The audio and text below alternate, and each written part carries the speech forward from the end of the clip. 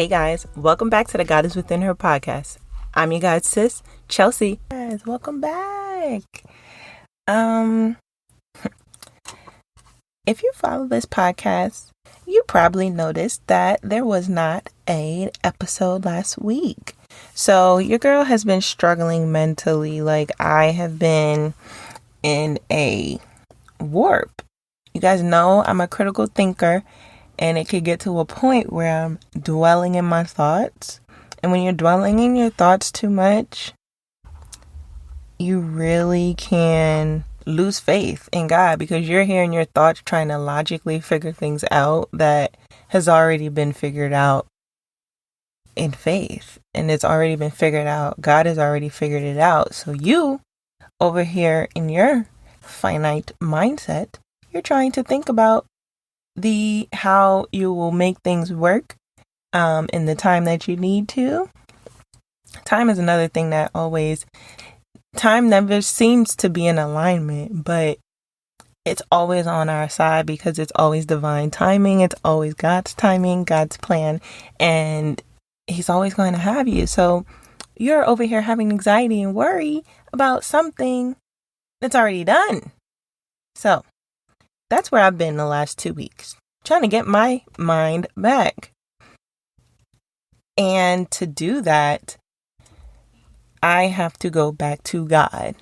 That's the only way. I have to sit in His presence.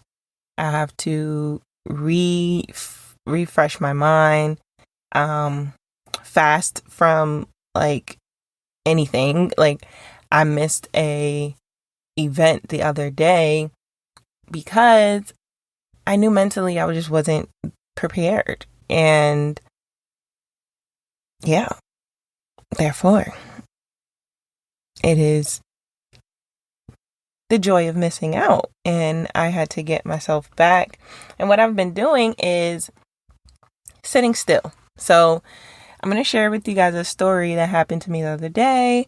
I was driving and I was really tired. I was getting back from work and I was doing 30 miles per hour in a 25 miles per hour zone.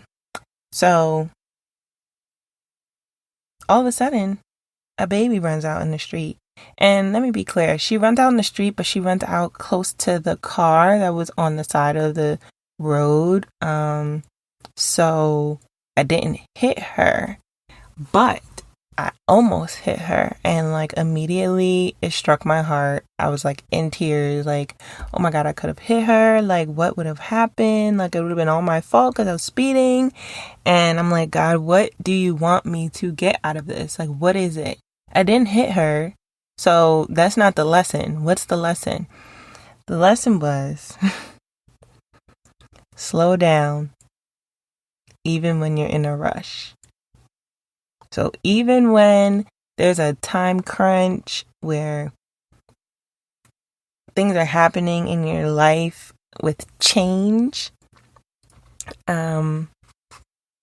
we naturally try to figure out the next step so that we know what we're doing. But sometimes you can go so quick that you're going before God. So today we're going to talk about being still. And that is what I have been doing, being still, sitting in God's presence, sitting in faith, renewing my mind. And in this process, I've learned 3 things. Number 1, being still is uncomfortable, but necessary. It's crazy because when you think about it, being bored sparks your creativity. When you're bored, that's when we think about, how we can, what else can we do with what we have? And there births inventions and things that we are able to mass help everyone around us, not only ourselves. But that initial being still, that initial just sitting there oh my gosh, I wish I had this, your mind starts to just fly everywhere. And then once you refocus your mind as to I wish I had, it's like, okay, what do I have? And then you start going off on that tangent and you're like, oh my gosh, I have this. Then you realize the wealth in what you already have. And that is the birth of creation. That is just such a beautiful thing to see. Like, our brains are so powerful. I talk about it all the time because your brain is your asset. It is your asset that everyone is always trying to pick and figure out. Being still is one of those things to unlearn, especially in the society in America where they push the work hard, you get what you want. If you work hard, you get this. And when you work now, it's more driven by the money that comes behind it. So you're working, driven by the money, which never goes to sleep. So now you're working 24/7, killing yourself to keep up with the society and the mindset that tells you have to work. And faith is the unlearn of that tells you to be still. Sit in God's faith. Because it's already done. What's going to happen, it's already done. That's that saying, what will be, will be. Let it be. And that brings us to the next thing. Number 2, listen to your body. God tends to sit me down when I have physical ailments. Like, I'll get like really bad headaches. I'll get really bad tension, like in my neck. I'll get sick, like straight sick, common cold, etc. And I've shared with you when I've sprained my ankle. So there's different times where God will bring you back. And even in the beginning of this episode, I shared with you this last time where God had to sit me down, which was because I was running wild in my mind. So ailments, God will sit your behind down, but you have to listen to those things so that you can give your body a rest. So number 2, listen to your body. Listen to your body. Make sure that you are resting. Emphasis on this is the Sabbath. What did God do on the 7th day? He rested. We need to rest. And so actually putting into practice a Sabbath in your schedule, one that works for you. I need a time of rest weekly, or a time where I am not obligated to do anything except for doing the things that I need to do to actually fuel my mind, body, and soul and take care of my household,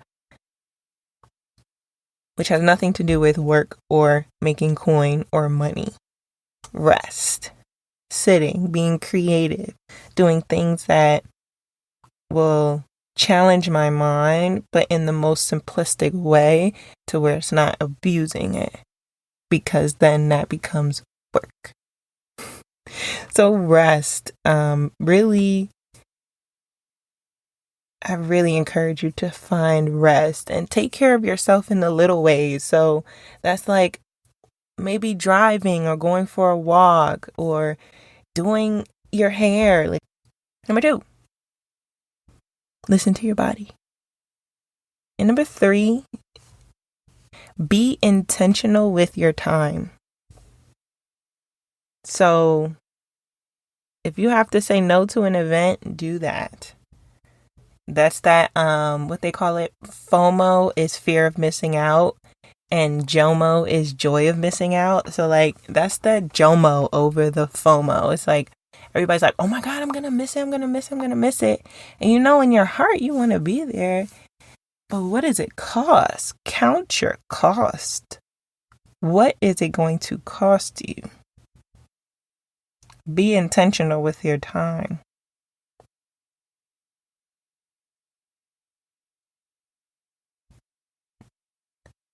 Knowing when to operate in the sense of urgency. I was hearing something. Oh, you know that song, like, fear is not welcome in my house anymore. Like, I love the analogy, Then I was thinking a little further. I was like, no, I want fear here. Because fear allows my impulse and my sense of urgency to kick in at the times when they are needed. However, the trick is knowing when to operate in a sense of urgency. It's knowing when. So like making sure that you're operating in faith and not fear.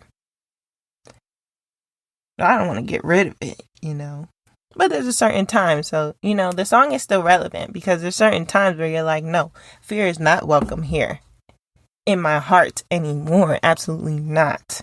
Okay? No.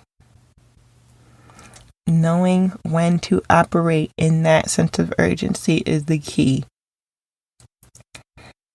It's an overall practice of surrender.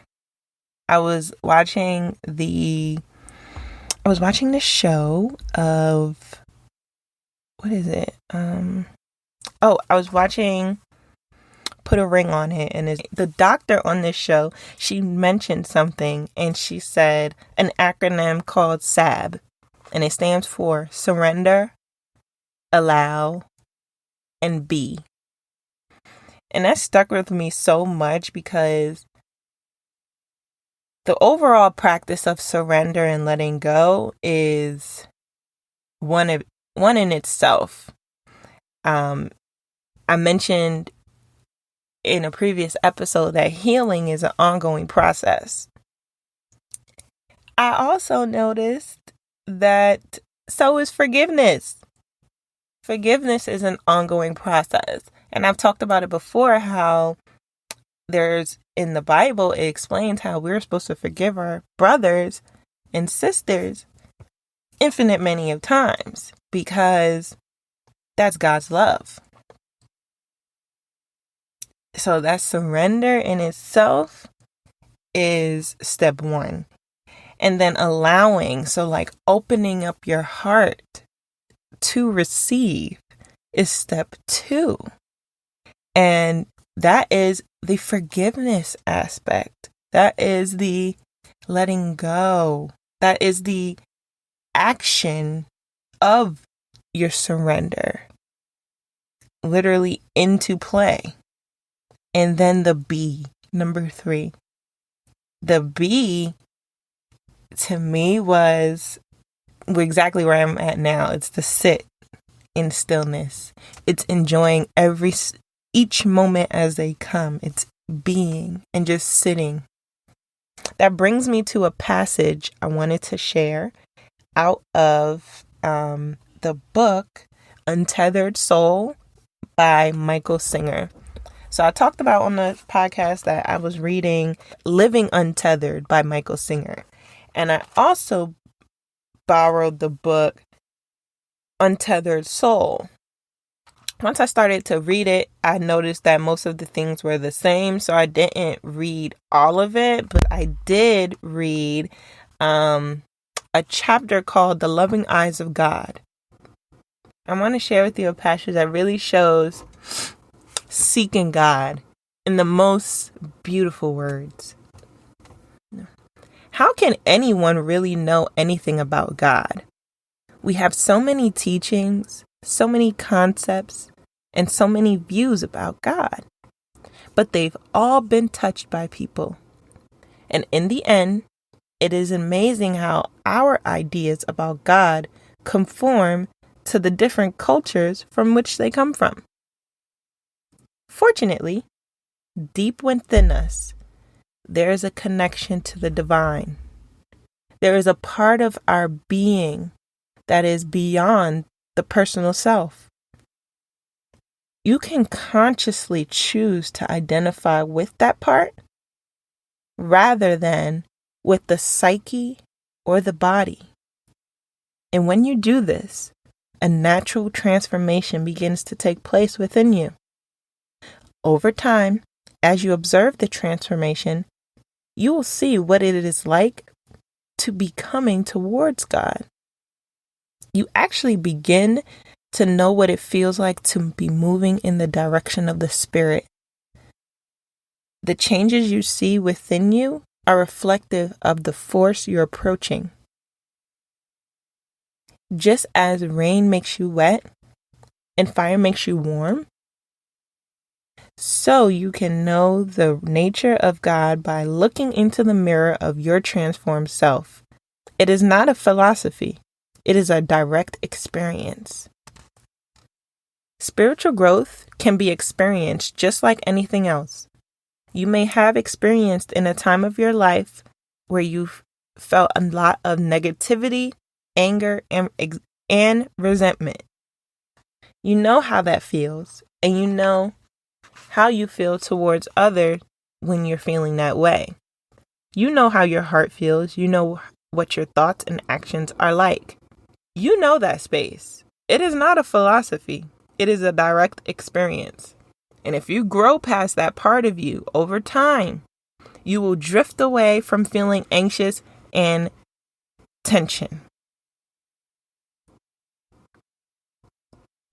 I'll add to that Proverbs 19:21. Many are the plans in a person's heart, but it is the Lord's purpose that prevails. And I feel like that's directly supplemental to what Michael Singer was saying in his book. We have thoughts, we have experiences, we have things in our hearts, innately in us. And sometimes they're worth exploring, and sometimes that idea is not from God. And to figure out that divine presence, like literally the God, it's like what they talked about. We have so many different ways to explain God, so many different concepts. You hear so many different people say how they feel it, how they reach God. But there's one thing that remains the same. It's always a feeling, a connection. It's never anything otherwise. It's nothing that can be put on paper. It's nothing that can be explained. People, as you can see, the whole Bible we try to explain it. I'm one of those people that try to explain it. But that's why I end with that faith check that brings you back to that relationship with God, because it all comes down to you and your personal connection to God. That is my anchor, because when I go awry and where my mind has been the last 2 weeks, it is how I come back. It is how I come back. It's the only way. So, bringing this message all back together, try not to over-prepare for the next step. Let it happen. Let it be. Sit in stillness. Sit with God. Number 1, remember, being still is uncomfortable but necessary. Number 2, listen to your body for when you need to rest. And number 3, be intentional with your time. Overall practice of surrender. Surrender, allow, and be. The overall practice of surrender. Because that practice is crucial to living by the Spirit and living in Spirit. Because, child, that anxiety and worry, I don't need it. No more. So, I'm just so thankful for God. So, today's faith check is going to be,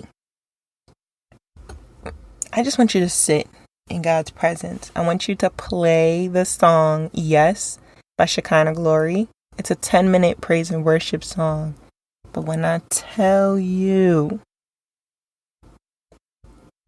it ushers the Spirit in the atmosphere. So I just challenge you to sit in a solitude space, only you, with that song playing, and then journal what you receive after it.